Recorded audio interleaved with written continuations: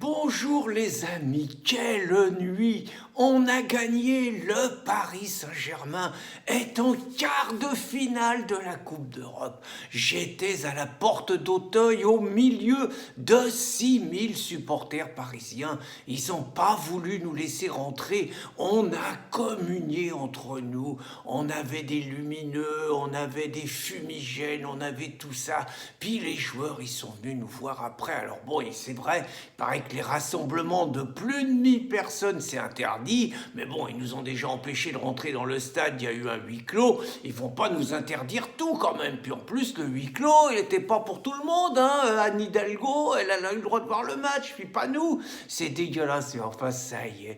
L'équipe de Paris est en quart de finale. 4 ans qu'on attendait ça, 4 ans. Avant, on avait un entraîneur français, Laurent Blanc. Avec lui, on allait toujours en quart de finale.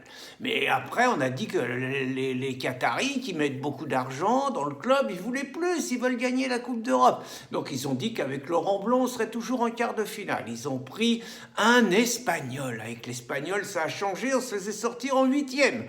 Ils ont pris un Allemand. L'Allemand, l'année dernière, c'était pareil. Par Manchester, on a réussi à se faire battre par l'équipe B de Manchester. Donc sorti encore en 8e.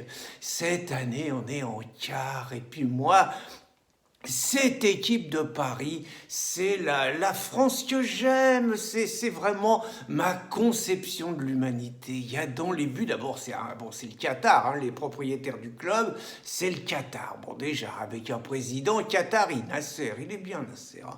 Et alors, dans les buts, c'est un Costa-Ricain, il est super. Arrière droit, c'est un Allemand. Le capitaine, l'arrière central, c'est un Brésilien. L'autre arrière central, c'est un Français. C'est le seul qui était aligné hier. Presnay, il s'appelle. Presnay Kipembe. Donc un Français de couleur, mais un Français. Hein.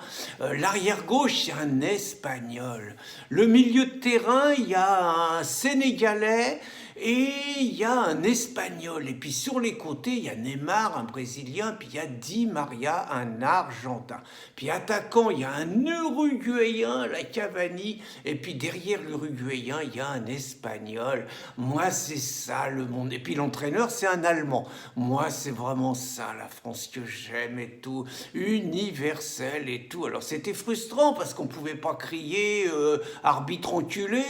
On pouvait pas gueuler Marseille, on t'encule, parce que même quand on joue pas contre Marseille, on aime bien crier Marseille, on t'encule, on chiotte l'arbitre. Non, Paris est magique, parce qu'on est aussi quand même, on pouvait pas crier tout ça. Alors ce qui est encore plus dégueulasse, c'est que les rosbifs, les Anglais, alors eux, ils ont le droit de voir les matchs. Depuis qu'ils sont sortis de l'Europe, ils ont tous les droits, ceux-là. Tenez, moi je voulais me barrer aux États-Unis la semaine prochaine, là j'ai un petit truc à faire.